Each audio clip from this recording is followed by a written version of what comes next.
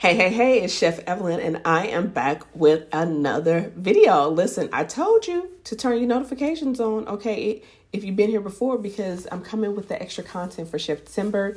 If you are new here, listen, welcome, okay? Thanks for clicking on my face, and I hope you enjoyed today's video. I am in a series this month for what I like to call Chef December, where we are talking about transitioning from your corporate career to full-time culinary entrepreneurship, or if you're somewhere already in that process today. And today I want to talk about how to repel cheap clients. I know that's why you're here. I absolutely know that's why you're here. And if you want more videos like this, like I said, turn the notifications on or whatever. And listen, if you don't know, I'm going to be going even deeper into this in an upcoming workshop on September the 26th. It's a Monday, 2022. So if you're watching this after that time, I'm sorry, boo, you missed it. Okay, from 6 to 8 p.m. Central Standard Time. All the details about the workshop and everything that we're going to be doing there is in the description box below. But I want to get into this video because I know that this is something that used to set my soul on fire. And if you have been experiencing cheap clients, you're like, how do I stop attracting the cheap clients, right? So in this particular video, we're going to talk about that there are two overlooked client experiences that help you repel cheap culinary business clients, right? Now, I say this in every video, but it bears repeating. If you see me looking down or to the side, it's because I have notes, right? Like I'm really trying to give you what you came to get. There's nothing worse. Let me just say this is an aside. There's nothing worse than clicking on a video and trying to get the answer and then watching 15, 20, 30 minutes of that video. They never really give you anything worth of substance. And that's why I do notes. So anyway, let's get into it, right? So I want to say this. So I think one of the funniest things I find about like chefpreneurs, culinary entrepreneurs, is that they're always confused about why they're not making any real money. Okay. So you're getting clients, right? And then you kind of review your last couple of gigs, right? And so this is kind of what is happening. So you gave your mom's best friend a discount for their event, right? But you did that. And then you had another event and you didn't charge your cousin anything but the cost for ingredients, right? Because family, right? And then you wanted to give a love offering, if you will. You want to be nice to your church. So you catered the pastor's anniversary for free, or the singles event, or whatever you did, right? Okay. And then you still haven't gotten paid from that one client because when you were at their event, they were talking about how they were just trying to get their thing off the ground and they were struggling. It's like, please follow up and go get your money. Like, go get your money. Okay. And then, you had that one client where they really wanted to work with you. And so they were like, well, what if we bring our own dishes, and what if we bring our own things? So you allowed them to do that so that the invoice could go down so that you could at least have a client. And it's like, I'm saying all this to you, and you're probably like, dang, okay. But I'm just trying to show you how easy it is to be booked, busy, and broke in your business, okay? One more time for the people in the back. If you start adding up how much all these little favors and shortcuts and shavings off come up to, you booked, right? People say be booked and busy. You're booked, you're busy. You're probably burnt out because you're probably over delivering. And now you're broke in your business. All right. Booked, busy, burnt out, and broke. Okay. So let's think about this. I want to put real numbers to this because this is very, very important. So let's take the church example. Okay. If you are a church girl like me, listen, you love your church family, right? And in the church community, it's always about giving your time, of your talent, and your treasure. That's what they teach us from the time we are little kids. You give your time and of your talent and of your treasure to the kingdom, to the church family, right? In addition to tithing. Okay, so volunteer tithe, and then also whatever your skill set is, right? Then you're definitely asked to share that for the benefit of the kingdom, right? Okay, no problem. So let me tell you the story. I once asked one of my clients if she had calculated how many people she catered for this church event, the cost of the raw ingredients, how much time it would take to work the event, how much time she took off work if she needed people to come with you. And listen, like, not just taking off work, but then also burning vacation days. And then also, equally as important, missing out on actual paid clients for that time, right? So I was like, okay, add all that up. And when she did, all I asked her was, were you planning on donating $10,000 to your church at that very moment? Right? Like, it's a fair question, because that when we added it all up, it was $10,000. And her answer was like, girl, nah. Right. Okay. So now when it's the church, you don't feel that's bad. But when it's your mom's best friend's birthday party, are you okay with donating $3,000? Were you trying to donate $1,000 to your cousin? Right? Okay. Because that's what's happening when you do all these little things, right? And at the end of the day, okay, you're not currently pricing your services and all that comes with it properly, right? And so here's what happens. Here's what's happening. Based on your current network, you're only attracting low-paying clients, right? And I get it. A lot of people feel like this is the starting place, right? And so you're like, I'm not going to be here forever. I'm just going to do this for right now, right?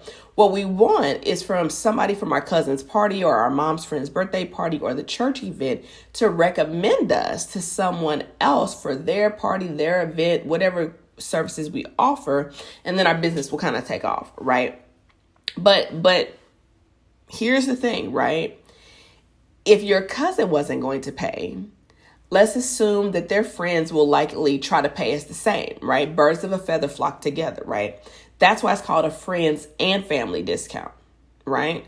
So one of the biggest problems with your pricing strategy is that you are creating a custom quote for every culinary gift that you get.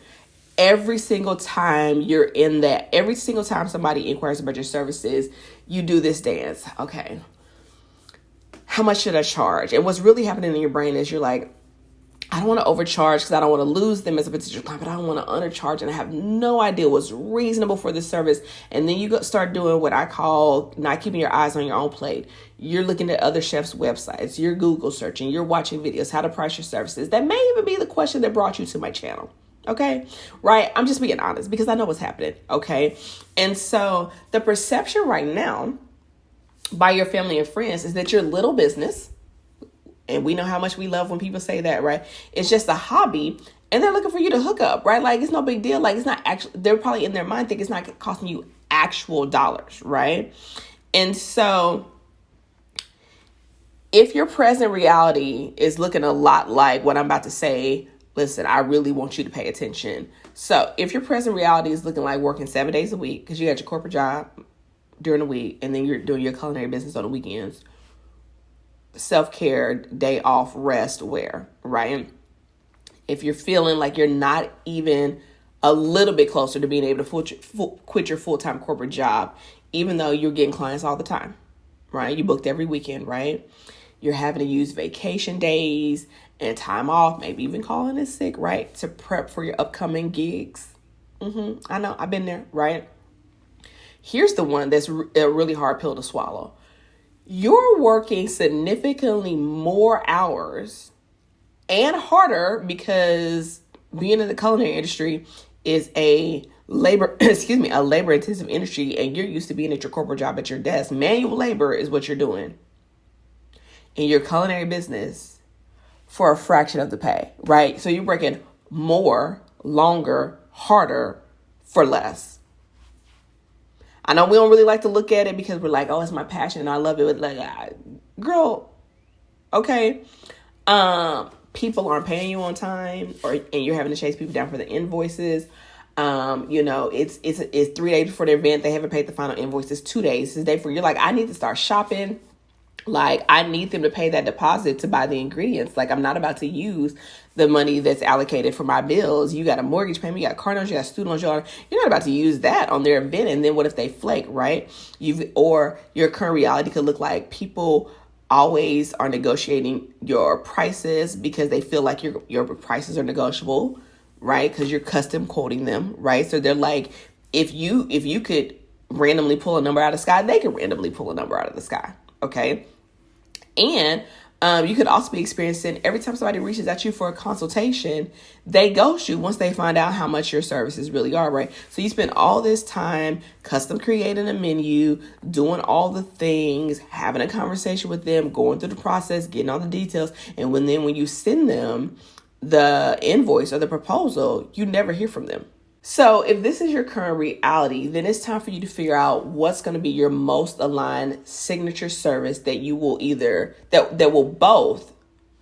this is important, something that you do well and that you enjoy and that will pay you well. A lot of times there are things that we enjoy or that we do well that don't necessarily pay us well. And that's part of the problem, right? And so you have to find the two, right? So let's put an end to your struggle with pricing, okay? The reason why you haven't figured out how to attract higher paying clients or even how to price your services better is because you are pricing them strictly based on the service that you're offering itself, right? You are thinking kind of standard formula. Okay, food costs, right? The ingredients, the materials, all that kind of stuff, rentals, whatever, place settings, right? Plus labor, okay, how many hours, right? And so you're thinking about all of these tangible deliverables and you're not putting hardly any consideration on the intangible client experiences. And notice I said experiences because there's more than one, right? The one that I know that you think about is the obvious service aspect of when you're actually with the client, right? So whether you're doing dinner parties, whether you're doing custom desserts, whatever the case may be, you're definitely thinking about the quality of what you're offering. You're thinking about, okay, if I do the dinner party, I'm doing this, whatever. You're thinking about that client experience, right? But there are two other client experiences that most culinary entrepreneurs either don't know about or forget, right? Here are the two additional client experiences you need to consider when pricing your culinary services so that you can repel cheap clients, okay, and attract the higher paying ones. The first one is your back end experience, right? Your back end client experience. And I want you to kind of think of it almost like the back of the house experience, but maybe not as literal, right? So if you think about whatever service you offer in your business, I want you to think about that as like the plate, the actual plate of food, right? I want you to think about it as that. And so there's the experience with that moment. But then there is the back of the house and there's the front of the house, right? And so the experience that you are not considering is the back end client experience, right? And then the other one that you're not thinking about is your brand ecosystem, right? Which is your front of the house experience, right? So if you think about your business as a whole, like it's the experience. Once people walk into your restaurant, or we're not doing restaurants, but if I'm going to use front of the house, back of the house example, you feel me, right? So when people pull up to the restaurant, right? It's like once they enter into your brand world, right? What kind of experience are they having there, right?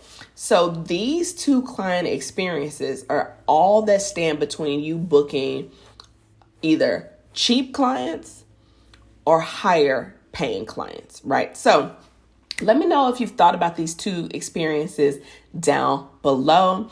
I'd love to hear your thoughts about that. Let me know if you've experienced any of the things that I was talking about in this video.